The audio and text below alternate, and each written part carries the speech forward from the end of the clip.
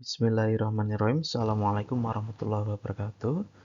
Teman-teman sekalian, hari ini kita akan belajar mengenai bentuk evaluasi pendidikan orang dewasa. Evaluasi itu apa sih? Evaluasi itu gunanya untuk mengukur sejauh mana pemahaman warga belajar atau peserta didik dalam menguasai kompetensi tertentu, terutama yang diajarkan oleh fasilitator atau tutor. Nah, hari ini kita akan belajar beberapa hal atau 6 hal paling enggak, yakni evaluasi formatif, 2 evaluasi sumatif, 3 formatif terintegrasi, kemudian yang keempat itu evaluasi portofolio, yang kelima ujian lisan atau presentasi, yang keenam adalah ujian tertulis atau tugas tertulis.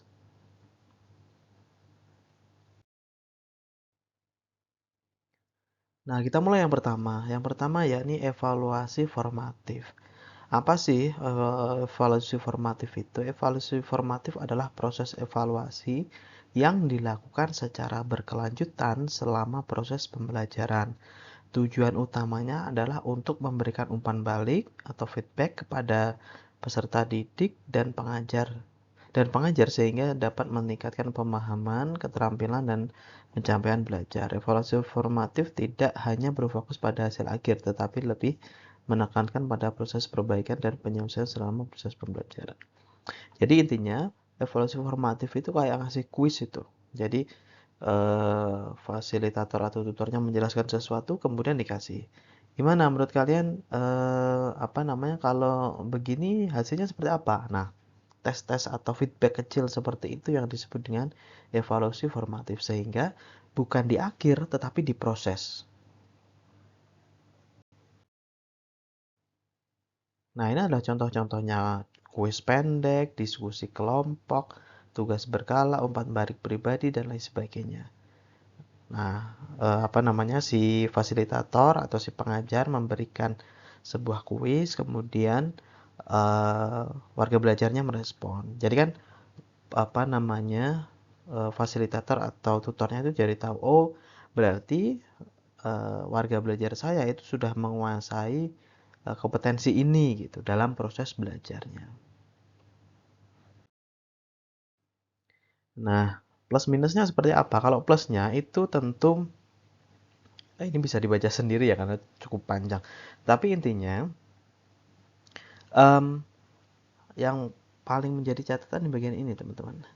Deteksi kesulitan, sehingga ketika dalam proses menjelaskan si pengajar itu, ketika mereka warga belajar tidak mampu merespon, si pengajar itu jadi lebih aware atau ngeh bahwa oh ternyata materi saya belum terlalu dipahami nih, karena beberapa warga belajar yang diberikan kuis itu tidak mampu menjawab. Nah, deteksi kesulitannya itu bisa terdeteksi lebih dini, lebih cepat, sehingga mungkin materinya disederhanakan, pendekatannya bisa dievaluasi, dan lain sebagainya. Sehingga ketidakpahaman ini itu bisa terdeteksi di awal, tidak di akhir. Nah, yang menjadi minusnya itu ini, teman-teman, yang menjadi catatan. Objektivitas. Karena kadangkala ketika si warga belajar merespon, itu kan macam-macam bentuk responnya dari si warga belajar. Tentu si em, pengajar itu kan tidak mungkin memberikan semua kuis ya pada seluruh warga belajar, pasti sampling aja. Nah, kadangkala yang dipilih kan tentu yang pinter-pinter yang sering menjawab, atau dipilih samplingnya itu yang paling kelihatan tidak paham gitu. Nah, itu kan em, eh, validitasnya agak cukup rendah ya ketika menggunakan teknik seperti itu, sehingga tidak bisa menggambarkan kondisi kelas secara umum begitu karena ada nilai-nilai subjektivitas tadi. Nah, termasuk hal-hal yang lain yang bisa teman-teman pelajari seperti waktunya, karena kuisnya terlalu sering sehingga konten materinya jadi berkurang, kemudian kesulitan dalam menilai kemajuan keseluruhan, dan um, tidak efektif gitu jika tidak digunakan dengan baik dan benar.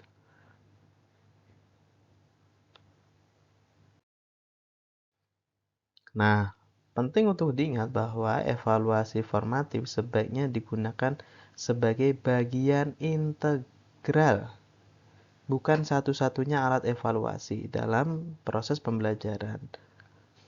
Hal ini memastikan bahwa umpan balik yang diberikan dapat dijadikan dasar untuk perbaikan dan pengembangan pembelajaran yang efektif. Jadi, evaluasi pembelajaran yang sifatnya formatif ini harapannya bukan satu-satunya alat yang digunakan oleh pengajar untuk menilai kompetensi seseorang gitu.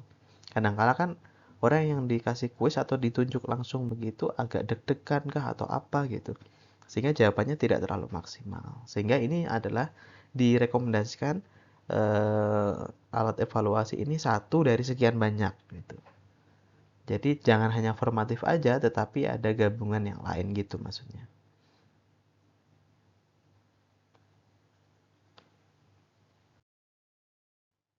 Nah, selanjutnya adalah evaluasi sumatif. Evaluasi sumatif ini adalah jenis evaluasi yang dilakukan pada akhir. Nah, ini UTS, UAS gitu-gitu kan di akhir era pembelajaran. Jadi materi banyak kemudian di akhir gitu. Nah, ini namanya evaluasi sumatif ya, mirip ujian akhir semester atau UAS atau sidang skripsi itu kan di akhir penilaiannya. Jadi proses yang panjang itu kemudian diakhiri dengan sebuah ujian. Nah, tujuannya itu untuk memberikan gambaran sejauh mana pembelajaran telah tercapai. Dari sekian materi yang sudah diajarkan nih, mereka sudah sampai mana pemahamannya gitu.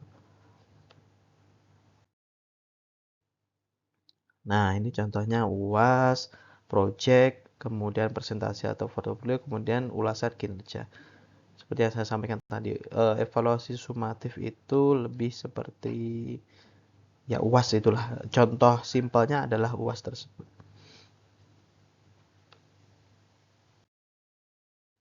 Nah, plus minusnya apa? Plusnya itu secara umum ya. Em, yang pertama itu mengenai ini, mendorong pemahaman yang mendalam. Sehingga kan gambarannya gini, ketika evaluasi ini selesai dilakukan, si pengajar itu memahami keseluruhan data secara mendalam. Karena yang ikut UTS kan semuanya gitu.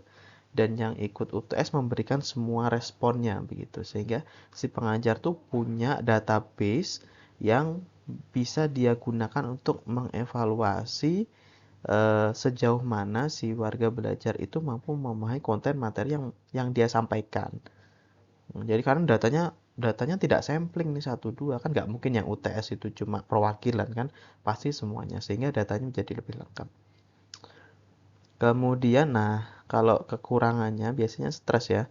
Jadi karena suasana dan atmosfernya ujian itu sangat terlihat sehingga mengakibatkan si warga belajar itu kan ditempatkan dalam kondisi um, suasana atau atmosfer yang kurang nyaman untuk dirasakan sehingga itu juga dapat mempengaruhi hasil dari nilai akhir atau evaluasi yang dilakukan oleh fasilitator.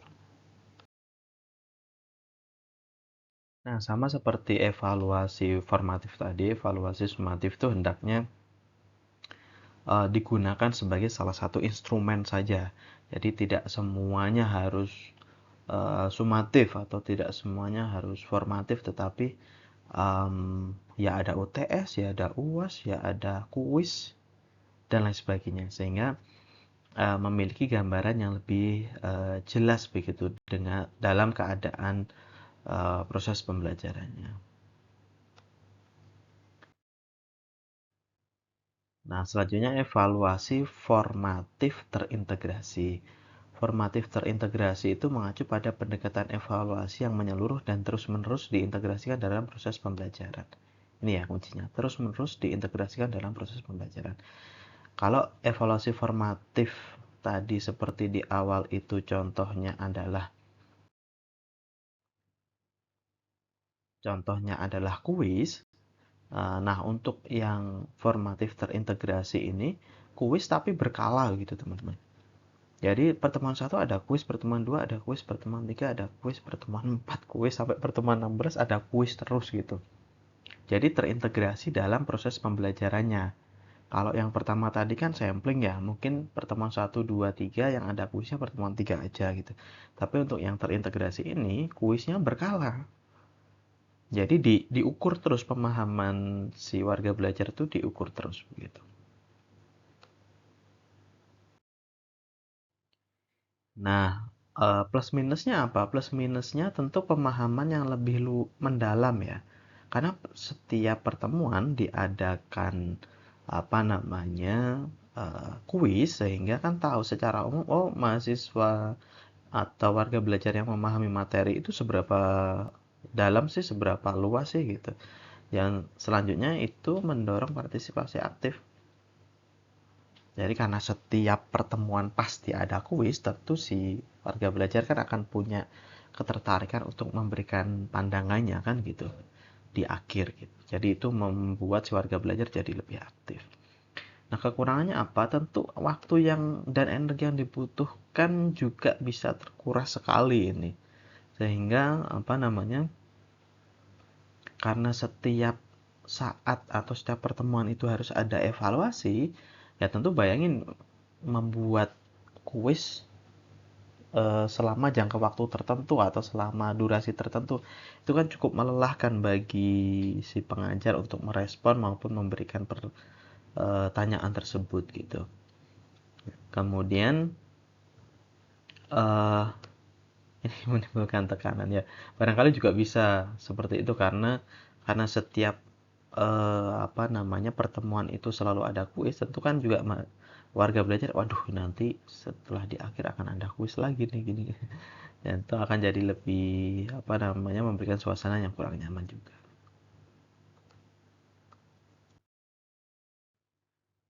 Nah, evaluasi terintegrasi, formatif terintegrasi bertujuan untuk menciptakan lingkungan pembelajaran yang responsif ini.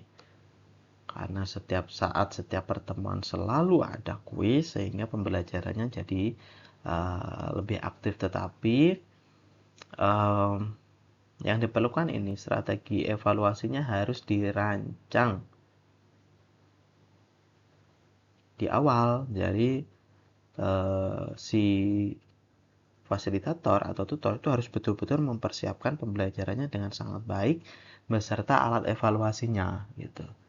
Sehingga tidak hanya menyiapkan RPS tapi termasuk pertanyaan kuisnya itu juga harus disusun dari awal sehingga tidak spontan begitu disampaikan di apa namanya seperti yang formatif yang biasa. Tapi kalau yang ini harus dipersiapkan betul karena setiap pertemuan akan ada kuis gitu.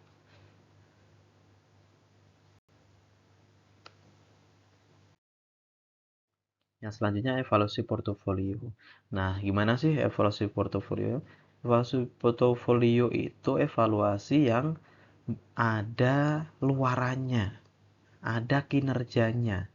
Sehingga bukan luaran dalam bentuk menjawab soal atau menjawab pertanyaan atau menjawab kuis, tetapi dalam bentuk produk yang dihasilkan gitu.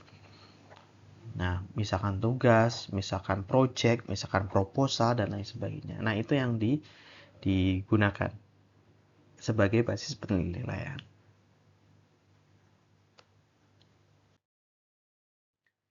Nah, contohnya portofolio pekerjaan, portofolio pengembangan profesional dan lain sebagainya.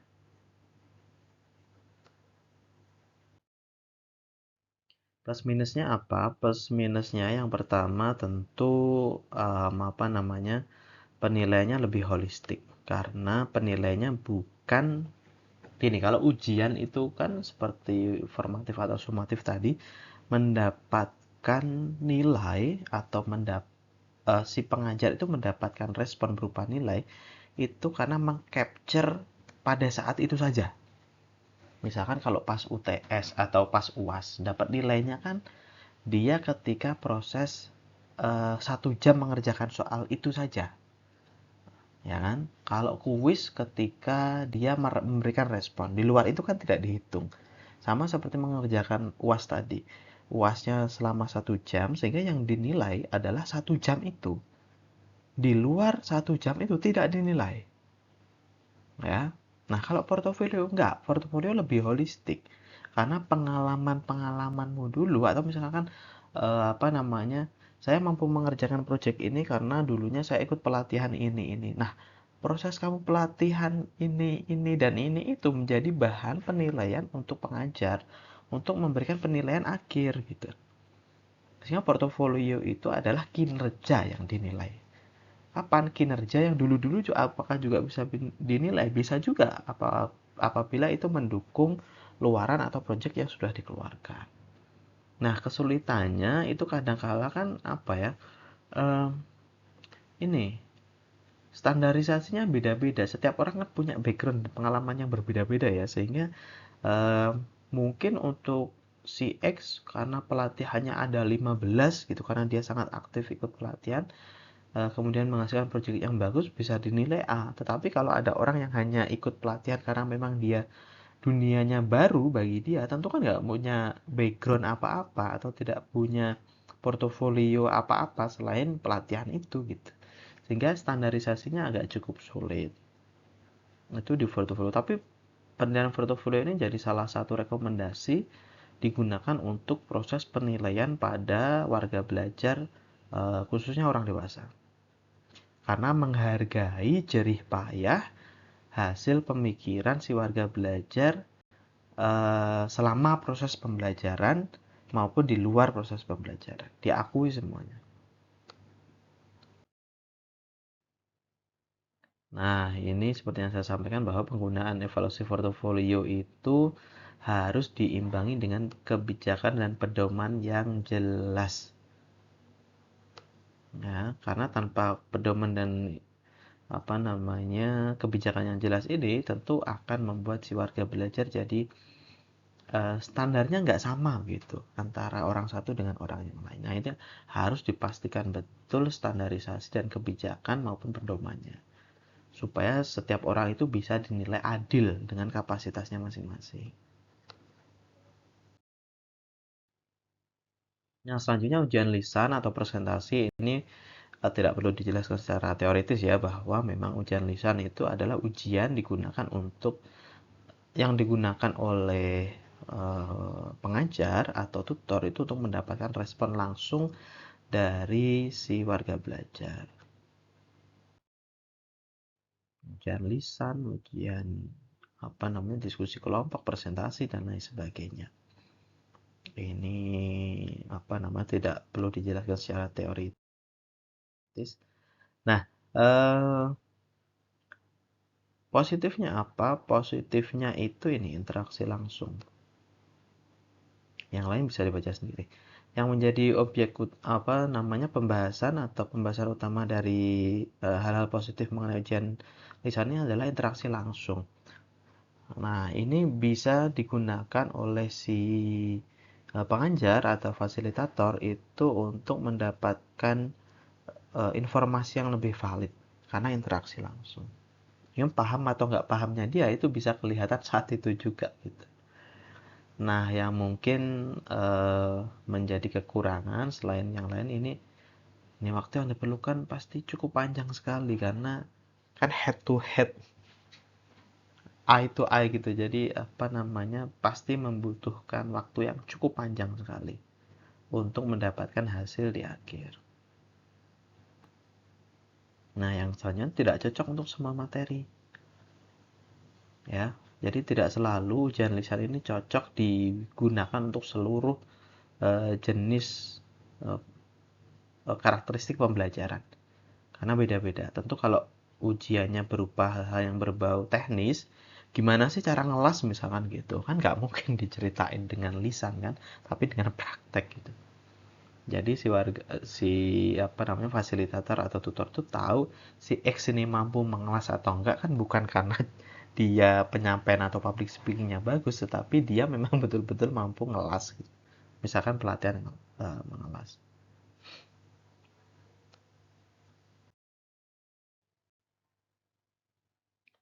Nah, ini tergantung pada tujuan pembelajaran dan konteks penggunaannya.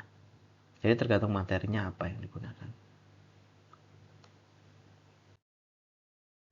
Nah, ini ujian tertulis atau tugas tertulis. Ini tidak perlu dijelaskan, tapi intinya adalah menggunakan pilihan ganda, esai, atau hal-hal lain yang dilakukan oleh si warga belajar.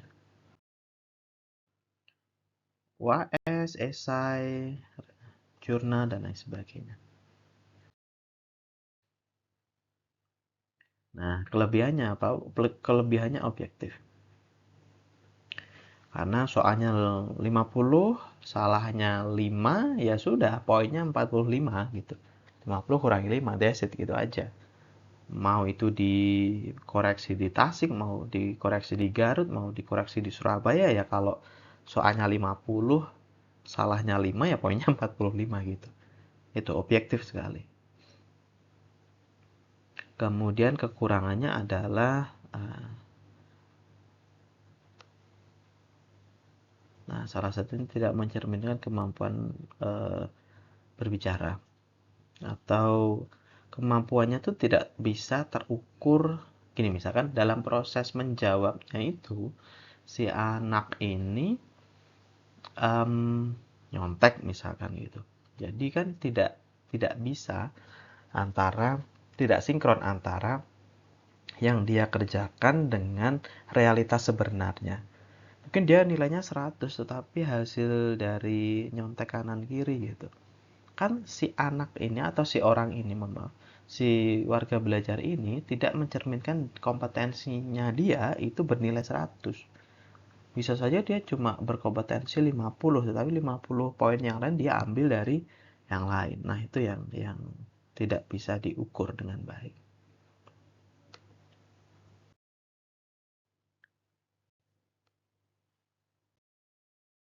Oke, barangkali itu saja yang bisa saya sampaikan. Intinya sekali lagi bahwa proses penilaian untuk orang dewasa harus mengakomodir satu pengalaman, yang kedua adalah egoismenya orang dewasa.